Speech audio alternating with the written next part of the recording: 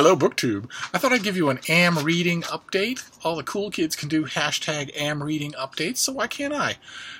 Just a bunch of books that I'm either reading now, reading today, or that I read last night, or that I will read tonight. And of course, it's not just any day that I'm doing this. It's a Tuesday, which is the date of the week that new books come out. And so today, one of the very rare instances that it ever happens, the entire country is talking about a book. Usually, new release Tuesdays come and go and nobody cares, but on this particular Tuesday, this book has appeared in bookstores to record-breaking sales figures, pre-order figures, bookstore stocking figures, who knows if those things will bear out, but 1 million copies. 1 million copies. So I'm poring over it. I'm almost certainly going to write about it, and it's absolutely horrifying, and it's Bob Woodward, and the counter-narrative has already been started in all of the partisan quarters where you'd expect it, that Bob Woodward is actually a bad journalist. It's an uphill battle, even for people who are accustomed to uphill batters. One way or another, he's not. He is occasionally prone to embellishment, but 99.9, a higher percentage of what he purports to put down on paper is completely reliable and backed up than anybody else doing this kind of thing. So it's kind of a non-starter to say that he doesn't know what he's doing. If I were the right-wing alt-right response machine, that's not the tack I would take. I would say that I would call this book not wrong but irrelevant. One way or another, though, I've already read it, and it's just as horrifying as you would think. And I'm going to read it again so that I have complete command over it. I want to see, for instance, where the lacunae are. There are many scenes throughout the book where Woodward reports on people's thoughts.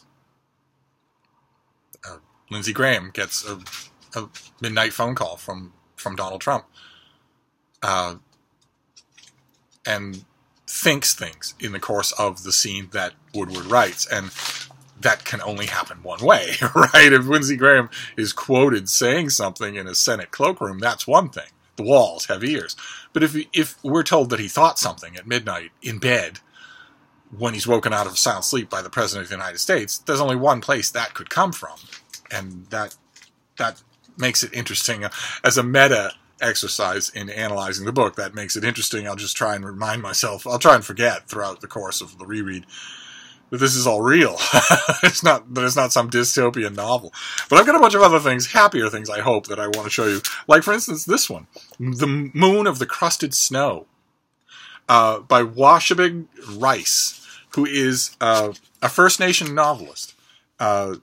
He's the author and journalist originally from the Wasauking First Nation. His first short story collection, Midnight Sweat Lodge, was inspired by his experiences growing up in the Anishinaabe community and won an Independent Publishers Book Award in 2012. And his debut novel was Legacy in 2014. And this is a departure. It's a First Nation, a post-apocalyptic novel. Pretty fascinating right there. Let me read you a little bit about it here, because it enormously attracted me. Let's see here. The book follows a small northern Anishinaabe community struggling to survive after going dark. With winter looming, panic builds among the community as their food supply dwindles, and a group of unexpected visitors arrives from the crumbling society to the south.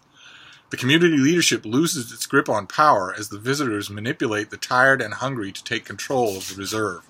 Tensions rise along with the death toll as the group is faced with sickness and despair. And it sounds, you can't really tell on this crappy camera, but it's actually an extremely attractively designed book, and I'm all for it. I've read 3 science fiction, post-apocalyptic, slim, contemporary novels that are not being marketed as science fiction. They're being marketed as contemporary fiction. The 3 that I read were not particularly good. They were, if they had been marketed as science fiction, post-apocalyptic stuff, and dropped into the piranha tank of science fiction readership, which knows it's post-apocalyptic from its carpetbagging opportunism, The 3 books that I've read would have been just ribbonized. This one, I have high hopes. Maybe it will be, it'll break the pattern. Then what else do we got here? Oh yes, this thing is a debut. This is Unstoppable Moses by Tyler James Smith. I'll be reading this today. It sounds interesting in a way. It sounds one of the things that sounds interesting about it is that the plot description in the pub sheet is disarmingly simple. We're so used to contemporary fiction that just overfreights itself with all sorts of whizzes and bangs and cuckoo clocks and whatnot, that a simple story seems almost daring. So let me read you. Moses Hill and his cousin Charlie are best friends and incorrigible pranksters, until the night their biggest prank goes terribly wrong. Left alone to deal with the consequences, Moses has 1 week to demonstrate to the authorities and to himself that he deserves a second chance. Moses had his future figured out. In less than 2 weeks, he would graduate from high school and escape his small hometown by going to Duke, the school of his dreams. That was until he and his cousin accidentally burned down the local bowling alley in a prank gone very wrong. With a new criminal record, a head full of guilt, and no clear idea of how to get his life back on track, Moses gets one last chance. If he can just stay out of trouble while volunteering as a camp counselor for 1 week, he can get his mistake expunged from his record and still have a shot at his dream school. But nothing in Moses' life ever works out quite as he plans, and his court-ordered time as a counselor is nothing like what he expected. And this is a debut novel by an author who is very young. Look at how young that author is. Good Lord. But I can't wait. I get a good vibe from it. Of course, my vibes when it comes to contemporary fiction are often wrong. It's not infallible like a spider sense, but nevertheless, I'm going to give it a try and see. And then we've got another novel that I want to show you. This one I also haven't read. I read about it, but I haven't read it yet. I don't know if this is a debut. No, this is a second novel. This is an author, Amy Brashear, and her first novel was No Saints in Kansas. This one is called The Incredible True Story of the Making of Eve of Destruction. And that is a horrifying picture. I don't know if you can make it out, but that's the classic gorgeous American Midwest with a huge mushroom cloud going over it. So, 1984, Griffin Flats, Arkansas. A small town in the grips of anxiety over the very real threat of mutually assured destruction. Those of you who are young and watching this channel will not know what that is. Mutually assured destruction. Mad. But we had to live with it for an entire lifetime. We had to live with the threat of mutually assured destruction for an entire lifetime. Every day, every minute of every day, not knowing whether or not that was going to happen. Not a pocket kingdom half the size of Rhode Island that can barely get a missile off the ground and likes to brag about plans but has no infrastructure, and not a hilltop bandit who may or may not be making gray market plutonium buys on the African market in Iran or Iraq or somewhere like that, but instead the world's other gigantic superpower with a vast array of nuclear missiles pointed at every city and state in the country. So that's what mutually assured destruction meant, and there's a case to be made that it worked. That as long as nations were sane operations, that no matter how evil or good their political operation may have been, no nation wants to die, unless it's an insane dictatorship, and the nation's wants don't matter. If it's an insane dictatorship, if the person in charge of the nuclear arsenal is insane or unstable or impulsive or a child or whatever, then everything changes. The mathematics that undergirded mutually assured destruction and kept us all alive are suddenly thrown out the window because you've got an actor who has control over a nuclear arsenal and doesn't care if he's destroyed. That's a very different thing. But anyway, let's move on here. The town is further frenzied when it is mutually assured destruction. When it is chosen as the shooting location of The Eve of Destruction, a major film about, of course, a nuclear holocaust. But Laura Ratliff, who's won a walk-on role, is just glad for the distraction from the fallout of her own imploded family. That is, until the scripted nuclear explosion, after which suddenly no one is sure about the scripted part. Let's see. We get a little more about the book. Laura's hometown of Griffin Flat is known for almost nothing other than its nuclear missile silos. MAD, mutually assured destruction, is a fear every local lives with and tries to ignore. Unfortunately, that's impossible now that film moguls have picked Griffin Flat as the location of a new nuclear Holocaust movie, aptly titled The Eve of Destruction. Laura wins a walk-on role thanks to a radio call-in contest and is more relieved than excited. Mingling with Hollywood stars on the set of a phony nuclear war is a perfect distraction from her own recently annihilated family. Her parents are divorced, and her mother has recently remarried after an affair that has become the talk of the town. Her father, an officer in the Strategic Air Command, is absent, except when he phones at odd hours to hint at an impending catastrophe. But isn't that his job? This sounds really good, and I'll know soon enough because I'm going to read this right away. This is. Did I mention when it comes out? This is October, I think. No, this is November. This is a Soho. This is the great folks at Soho Press. This is a hardcover in November. I'll let you know before then, but I have a feeling that it's going to be worth your money. Then talk about. We'll go straight from nuclear fallout to nuclear fallout. This is by Peter Watson, and it's a book called Fallout. The subtitle is Conspiracy, Cover-Up, and the Deceitful Case for the Atom Bomb. And this is, like we saw just recently, revisionist history. This is the author has, as Agatha Christie says about Miss Jane Marple, he has a mind like a bacon slicer. That is our author right there. And in this book, as far as I've been able to tell, I haven't read it yet. I'm going to read it again. This is sort of an update, an AM reading update that will carry us through the next few days.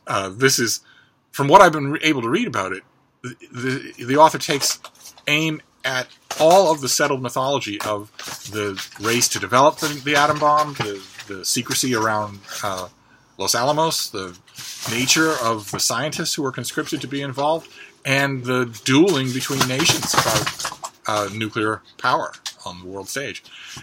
It looks like a two-fisted re-examination of all of that settled mythology, and I can't wait. This is a subject that I hold near and dear. And like I mentioned, revisionist history, you can almost not go wrong. Unless it's dumb, you can almost not go wrong with it. Because if the author fails, then you have still rethought a subject soup to nuts. Like, for instance, just recently there was a book on the princes in the tower that stoutly maintained that the princes survived. Both of them did. And went on to live full lives under assumed identities. And it was meant to be heavily revisionist, and it didn't work. It failed. But it was still thrilling to read. But that's if the author fails. And if the author succeeds, oh God, the reaping of benefits is 10 times as great. Because all of a sudden, you have a different way of looking at something that you've looked at your whole life. And that's a kind of thing that books do. That is just amazing. I have a feeling, like I said, the only way that a revisionist history can really not be worth the time to engage with it is if it's just plain dumb. If the author, in addition to not succeeding in making a revisionist case, is also not succeeding in laying out a revisionist case. If I'm reading your revisionist history and I can see, from a layman's point of view, you've forgotten this, this, and this, and you're misunderstanding this, and here's why, then your revisionist history is going to fail. It's not going to do anything for me, but I ask you, does that guy look like he gets much wrong? I don't think so. So Fallout is these things are all right on my immediate radar. I don't usually do this, but these things are all things that I have on my nightstand. I actually have a nightstand, and I put these things there and just plow through them in between writing assignments, and then once the clock strikes midnight tonight, these will all be mine. Whatever's not done by then will be mine. And then the last one is something that I just finished, and I wanted to show it to you. It's from the great folks at Quirk Books. And it is, it's by John Morris, and it's The League of Regrettable Sidekicks. This is the same series that did the, what were the names of the other books? the League of Regrettable Superheroes and the Legion of Regrettable Supervillains were the two previous volumes. This is a volume devoted to sidekicks, and the whole idea of sidekicks is ridiculous anyway. I mean, from the start, this book will those of you who are comic book fans, this book will make you wish for a great big study, serious. This one's funny, but a great big serious study of sidekicks, not the failures, but the successes. We can all name sidekicks, and you trying to figure out what's going on there, what that whole thing is, that whole given all throughout comic books would be fascinating. A big, smart study of the phenomenon of the sidekick would be funny. But this is funny, and it would be great. This is just funny. This is meant to be hilarious, where the author picks the very dumbest of sidekicks and goes through them all hilariously. I wish there's way too much here for me to just grab one and quote. But he does the Lieutenants Marvel. Captain Marvel originally had a trio of lieutenants Captain Marvel, when he says the magic word Shazam, he gets a suite of superpowers: immense physical strength, durability, the ability to fly, the wisdom of Solomon, all that sort of thing. And his lieutenants also get powers when they say their magic words, but each one of them only gets a third. What is a third of the wisdom of Solomon? What is a third of the power of Zeus? I don't really know. I think a book about just one Lieutenant Marvel would be fascinating. Is he strong enough to lift a building? Can he lift a truck with one hand? I don't even know. If you shoot him with a bullet, it'll probably bounce off. But what if you hit him with a howitzer? Would he be hurt? Would you have succeeded in wounding someone with the last name of Marvel? I don't really know. But that entry was fascinating, and there are a bunch of others too. These are not the creme de la creme of sidekicks. These are the bottom of the barrel. One of the only ones that will be recognizable to most casual comics fans will be Rick Jones, who was a utterly cringe-inducing sidekick character in the Marvel Comics universe that went from being the Hulk's sidekick to being Captain America's sidekick to being Captain Marvel's sidekick, and was just useless the whole time. But there was a big omission here. As soon as I saw this book, I went, when you're a lifelong comic book fan, you immediately go through all of the possibilities. And one of the things that I was kind of sure would be in here was Protey, a protoplasmic blob who was the sidekick /pet /friend of Chameleon Boy in the Legion of Superheroes, until he sacrificed his life so that another Legion hero might live. Protey is not in here, but one of the ones that I was absolutely sure would be in here, because he is the perfect combination of awkward and downright creepy, is Mr. Keeper, a sidekick called Mr. Keeper. He was a ghost, a big, fat, bald man in a robe and sandals.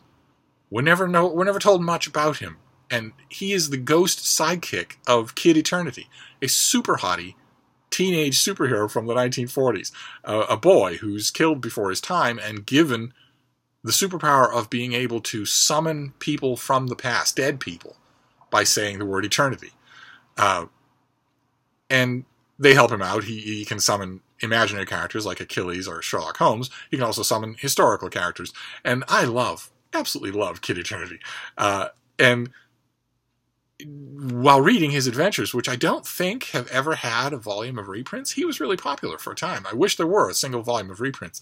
But while I was reading his original adventures and loving them, I was also simultaneously always creeped out by Mr. Keeper. What is he doing there? And why does he have that name? Is he some sort of adult chaperone for the kid? The kid is not a boy. He's not a little boy like Bucky, the little boy sidekick of Captain America in World War II. He's a fully grown teenager. He's got muscles under his form-fitting white turtleneck. And although he has no, of course, carnal existence, that was totally beyond the pale at the time that he had adventures, he's nevertheless a little big to be followed around by a big bald guy in a robe. Especially since Mr. Keeper can't do anything. He's a ghost. People can't even see him. He can't affect anything. He can talk to the kid because the kid can talk to the dead and the living. But he can't do anything else. And Mr. Keeper's not in here. Very strange. But there are lots of fun stuff in here, including one character, one superhero, who has made the lamentable decision that his sidekick will be a pile of algae. So, I guess I've already read this. It's terrific. And those of you who are comic book fans, if you have somehow missed the books in this series, the League of Regrettable Superheroes, the Legion of Regrettable Supervillains, and now the Sidekicks, if you've somehow missed this series from Quirk Books, you should correct that right away. In fact, I don't often say this, but if you're a dyed-in-the-wool comic book fan and you haven't got these volumes, then instead of going to the library, go to quirkbooks.com and just order them. You're going to want to keep them. If you borrow it from the library, you're going to want to keep it. So anyway, that is an Am Reading update. So we've got the League of Regrettable Sidekicks, and some of them are just hilariously regrettable. Then Fallout, revisionist history about the birth of the nuclear era. Then the incredible true story of the making of the Eve of Destruction. A small town, absolutely normal American Midwest. What happens if you can't tell the difference between a nuclear catastrophe movie and the threat of actual nuclear catastrophe? Then The Unstoppable Moses, by Tyler James Smith, a debut novel. Moon of the Crusted Snow by Wabashig Rice, a First Nation author who's here trying his hand at post-apocalyptic. And unfortunately, Fear by Bob Woodward. I have a long and complicated history with Bob Woodward. I never miss any book that he writes, and I'm not going to miss this one either, but talk about paying a price for a long and complicated history. So I'm going to be examining that in a reread, and that's my Am Reading for the beginning of the week. It'll all be behind me, good, bad, and indifferent by Wednesday, and then we'll be on to something. Maybe I'll do another Am Reading. Wouldn't that be fun? But in the meantime, I'll wrap this up. This has gone a bit long, and I'll see you soon. Thank you, BookTube.